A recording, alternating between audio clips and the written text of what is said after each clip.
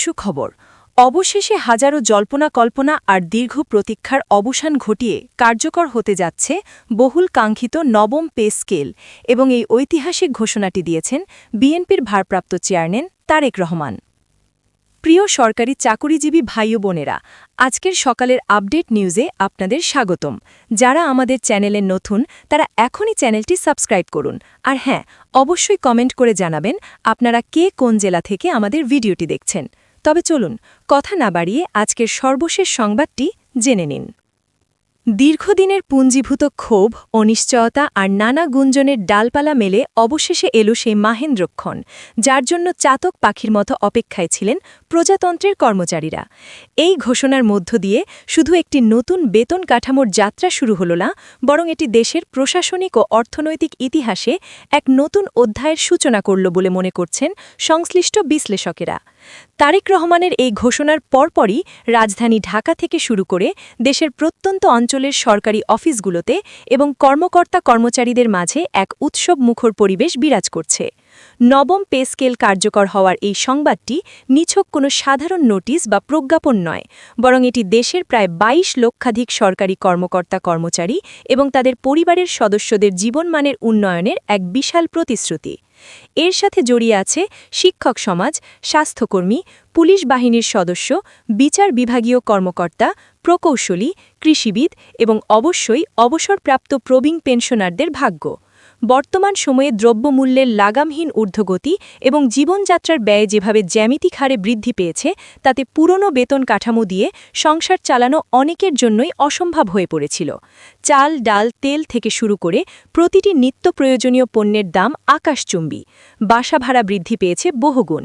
চিকিৎসা ব্যয় এবং সন্তানদের শিক্ষার খরচ মেটাতে গিয়ে মধ্যবিত্ত ও নিম্ন মধ্যবিত্ত সরকারি কর্মচারীরা নিয়ত হিমশিম খাচ্ছিলেন এবং অনেকে ঋণের জালে জড়িয়ে পড়ছিলেন।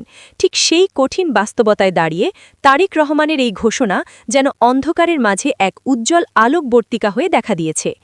এই ঘোষণার রাজনৈতিক ও অর্থনৈতিক গুরুত্ব অপরিসীম, কারণ দীর্ঘ এক যুগেরও বেশি সময় পর নতুন একটি পে স্কেল বা বেতন কমিশন গঠন ও বাস্তবায়ন সময়ের সবচেয়ে বড় দাবিতে পরিণত হয়েছিল। ২০১৫ সালে যখন সর্বশেষ অষ্টম পে স্কেল ঘোষণা করা হয়েছিল, তখনকার বাজার দর এবং ২০২৬ সালের বাজার পরিস্থিতির মধ্যে আকাশ পাতাল ব্যবধান তৈরি হয়েছে। মুদ্রাস্ফীতির কষাঘাতে জর্জরিত কর্মচারীরা বারবার দাবি জানিয়ে আসছিলেন যে তাদের বেতন কাঠামো পুনর্গঠন করা হোক। নবম পে স্কেলে কি পরিবর্তন আসতে পারে এবং কোন কোন বিষয়গুলো অগ্রাধিকার পাবে তা নিয়ে এখন চলছে চুলচেরা বিশ্লেষণ। সম্ভাব্য পরিবর্তনগুলোর মধ্যে সবচেয়ে বেশি আলোচনায় রয়েছে বেসিক বেতন বা মূল বেতন বৃদ্ধি। কর্মচারীদের দাবি অনুযায়ী মূল বেতন এমনভাবে নির্ধারণ করা উচিত যাতে তা বর্তমান বাজার দরের সাথে সামঞ্জস্যপূর্ণ হয়। পাশাপাশি গ্রেড ভিত্তিক পুনর্বিন্যাস একটি অত্যন্ত গুরুত্বপূর্ণ বিষয়। বিশেষ করে ১১ থেকে ২০ গ্রেডের কর্মচারীদের বেতন বৈষম্য কমানোর বিষয়টি এবার সর্বোচ্চ গুরুত্ব পাবে বলে আশা করা হচ্ছে। এছাড়াও দীর্ঘদিন ধরে ঝুলে থাকা টাইম স্কেল এবং সিলেকশন গ্রেড পুনরায় চালু করার বিষয়টি নিয়েও জোর আলোচনা চলছে, যা কর্মচারীদের পদোন্নতি ও আর্থিক সুবিধা বৃদ্ধিতে সহায়ক হবে। বাসা ভাড়ার বিষয়টি একটি বড় চাপ। সরকারি কর্মচারীদের মূল বেতনের অনুপাতে বাসা ভাড়া ভাতা দেওয়া হলেও ঢাকা, চট্টগ্রাম এবং বিভাগীয় শহরগুলোতে বাসা ভাড়া অত্যন্ত বেশি। তাই নবম পে স্কেলে এলাকাভিত্তিক বাসা ভাড়া ভাতার হার বৃদ্ধি এবং বিশেষ করে নিম্ন আয়ের কর্মচারীদের জন্য আবাসন সুবিধা নিশ্চিত করার বিষয়টি বিশেষ গুরুত্ব পেতে পারে। চিকিৎসা ভাতা বৃদ্ধি একটি জরুরি ইস্যু। বর্তমানের চিকিৎসা ভাতার পরিমাণ দিয়ে একজন কর্মচারীর পরিবারের মাসিক ওষুধের খরচও মেটানো সম্ভব হয় না। তাই চিকিৎসা ভাতা এবং শিক্ষা ভাতার সমন্বয় সাধন করা হবে বলে আভাস পাওয়া গেছে। পেনশনারদের জন্য এই ঘোষণা বিশেষ তাৎপর্যপূর্ণ এবং আশার সঞ্চার করেছে। নতুন পে স্কেল কার্যকর হলে সাধারণত পেনশন কাঠামো পুনর্নির্ধারণ করা হয়। অবসরপ্রাপ্ত সরকারি কর্মচারীরা যারা বহু বছর রাষ্ট্রের সেবায় নিজেদের উৎসর্গ করেছেন এবং জীবনের সোনালী সময় ব্যয় করেছেন, তাদের বার্ধক্যকালীন আর্থিক সুরক্ষা নিশ্চিত করা রাষ্ট্রের একটি নৈতিক দায়িত্ব। তাই নবম পে স্কেলের আওতায় পেনশনভোগীদের শতভাগ পেনশন সমর্পণ সুবিধা পুনরায় চালু করা এবং পেনশন বৃদ্ধির বিষয়টি নিয়েও আশার আলো দেখা যাচ্ছে। নবম পে স্কেল বাস্তবায়নের ক্ষেত্রে একটি গুরুত্বপূর্ণ দিক হল এর অর্থনৈতিক ও প্রশাসনিক প্রভাব। বেতন বৃদ্ধি কর্মচারীদের মনে নতুন উৎসাহ উদ্দীপনা এবং কর্মস্পৃহা বৃদ্ধি করে। অর্থনীতিবিদদের মতে যখন কর্মচারীরা আর্থিকভাবে সচ্ছল থাকেন এবং তাদের পরিবারের ভবিষ্যৎ নিয়ে দুশ্চিন্তামুক্ত থাকেন, তখন তারা রাষ্ট্রীয় কাজে অধিক মনোযোগী হন এবং সেবার মান উন্নত করতে সচেষ্ট হন। এর ফলে প্রশাসনে গতিশীলতা আসে এবং দুর্নীতি প্রবণতা হ্রাস পায়। তবে একই সাথে প্রশ্ন উঠছে, এই বিশাল বেতন কাঠামো বাস্তবায়নে সরকারের উপর আর্থিক চাপ কতটা বাড়বে, বাজেটে অতিরিক্ত কত বরাদ্দ প্রয়োজন হবে এবং অর্থনীতির বর্তমান অবস্থা বিবেচনায় এই ব্যয়ভার কিভাবে সামাল দেওয়া হবে তা নিয়েও চলছে নানামুখী বিশ্লেষণ। বিশেষজ্ঞরা মনে করছেন, রাজস্ব আয় বৃদ্ধি এবং অপচয় রোধ করে সরকার এই চ্যালেঞ্জ মোকাবেলা করতে সক্ষম হবে। শিক্ষা খাতের কর্মচারীরা, বিশেষ করে স্কুল, কলেজ, মাদ্রাসা এবং কারিগরি শিক্ষা প্রতিষ্ঠানের শিক্ষকবৃন্দ দীর্ঘদিন ধরে বৈষম্য দূরীকরণের দাবি জানিয়ে আসছেন। সরকারি ও এমপিওভুক্ত শিক্ষকদের বেতন কাঠামো যদি সমন্বিতভাবে এবং যুক্তিযুক্তভাবে পুনর্বিন্যাস করা হয়, তবে শিক্ষা খাতে ইতিবাচক প্রভাব পড়তে পারে। শিক্ষার মানোন্নয়নে শিক্ষক সন্তুষ্টি একটি গুরুত্বপূর্ণ উপাদান এবং তাদের আর্থিক সচ্ছলতা নিশ্চিত করা অনিবার্য। একইভাবে স্বাস্থ্য খাতের কর্মচারীরা, বিশেষ করে নার্স, মেডিকেল টেকনোলজিস্ট এবং মাঠ পর্যায়ের স্বাস্থ্যকর্মীরা দীর্ঘদিন ধরে ঝুঁকি ভাতা ও বিশেষ ভাতার সমন্বয়ের দাবি জানিয়ে আসছেন।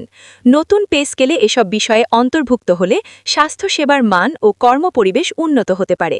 নবম পে স্কেল বাস্তবায়নের ক্ষেত্রে স্বচ্ছতা এবং দ্রুততা একটি গুরুত্বপূর্ণ বিষয়। খসড়া প্রণয়ন থেকে শুরু করে স্টেকহোল্ডারদের মতামত গ্রহণ এবং বাস্তবমূলক হিসাব নিকাশ করে ধাপে ধাপে কার্যকর করার রূপরেখা স্পষ্ট করা হলে ভ্রান্তি ও বিভ্রান্তি কমবে। ইতিমধ্যে বিভিন্ন কর্মচারী সংগঠন এবং পেশাজীবী সংগঠনগুলো এই ঘোষণাকে স্বাগত জানিয়েছে এবং সরকারকে ধন্যবাদ জানিয়েছে। তবে তারা চূড়ান্ত প্রজ্ঞাপন ও গ্যাজেট প্রকাশের অপেক্ষায় অধীর আগ্রহে দিন গুনছে, কারণ আনুষ্ঠানিক কাগজপত্র ছাড়া কোনো ঘোষণা বাস্তবে রূপ নেয় না এবং আইনি ভিত্তি পায় না। তরুণ প্রজন্মের চাকুরি প্রার্থীরাও বিষয়টি গভীরভাবে পর্যবেক্ষণ করছেন। নতুন পে স্কেল এবং আকর্ষণীয় বেতন কাঠামো সরকারি চাকরিকে আরও মেধাবীদের কাছে আকর্ষণীয় করতে পারে। ফলে মেধাবীরা আবারও সরকারি সেবায় আগ্রহী হতে পারেন, যা দীর্ঘমেয়াদের রাষ্ট্রীয় ব্যবস্থাপনায় ইতিবাচক প্রভাব ফেলবে এবং ব্রেইন ড্রেন বা মেধা পাচার কমাতে সাহায্য করবে। অর্থনীতিবিদদের একটি বড় অংশ মনে করেন, বেতন বৃদ্ধি কেবল ব্যয় নয়, বরং এটি একটি দীর্ঘমেয়াদী বিনিয়োগ। কর্মচারীদের ক্রয় ক্ষমতা বাড়লে বাজারে চাহিদা বাড়ে এবং পণ্যের বিক্রি বৃদ্ধি পায়, যা সামগ্রিক অর্থনৈতিক কর্মকাণ্ডকে গতিশীল করে এবং ছোট বড় ব্যবসা প্রতিষ্ঠানগুলোকে চাঙা করে। তবে একই সাথে মুদ্রাস্ফীতি যাতে নিয়ন্ত্রণে থাকে, সেদিকেও সরকারকে কঠোর নজর রাখতে হবে, নতুবা বেতন বৃদ্ধির সুফল কর্মচারীরা ভোগ করতে পারবেন না। নবম পে স্কেল বাস্তবায়ন করতে গেলে একটি বাস্তবমূলক এবং বিজ্ঞানসম্মত সময়সূচি প্রয়োজন। একবারে পুরো কাঠামো বাস্তবায়ন নাকি ধাপে ধাপে, এই সিদ্ধান্ত অত্যন্ত গুরুত্বপূর্ণ। ধাপে ধাপে বাস্তবায়ন করলে আর্থিক চাপ কমানো সম্ভব হতে পারে এবং বাজার অস্থিতিশীল হওয়ার ঝুঁকি কমে। সরকারি কর্মচারীদের সংগঠনগুলো ইতোমধ্যেই সরকারের প্রতি তাদের কৃতজ্ঞতা প্রকাশ করেছে এবং সহযোগিতার আশ্বাস দিয়েছে। সব মিলিয়ে নবম পে স্কেলের ঘোষণা একটি বড় রাজনৈতিক, প্রশাসনিক ও আর্থসামাজিক বার্তা বহন করছে। এটি শুধু বেতন বৃদ্ধি নয়, বরং একটি সমন্বিত প্রশাসনিক সংস্কারের সূচনা হতে পারে যদি পরিকল্পনা ও বাস্তবায়ন সঠিকভাবে করা হয়। এখন সবার দৃষ্টি চূড়ান্ত কাঠামো বাস্তবায়নের তারিখ এবং নির্দিষ্ট সুবিধাসমূহের দিকে। হাজারো জল্পনা কল্পনার অবসান ঘটিয়ে তারেক রহমানের এই ঐতিহাসিক ঘোষণা বাস্তবে কত দ্রুত এবং কতটা কার্যকরভাবে প্রতিফলিত হয়, সেই অপেক্ষায় রয়েছে দেশের লক্ষাধিক সরকারি কর্মচারী, তাদের পরিবার এবং আপামর জনসাধারণ। এই পে স্কেল বাস্তবায়িত হলে তা হবে বর্তমান সময়ের সবচেয়ে বড় এবং উল্লেখযোগ্য জনকল্যাণমুখী পদক্ষেপগুলোর একটি, যা সরকারি কর্মচারীদের জীবনমান উন্নয়নে এক নতুন দিগন্তের উন্মোচন করবে।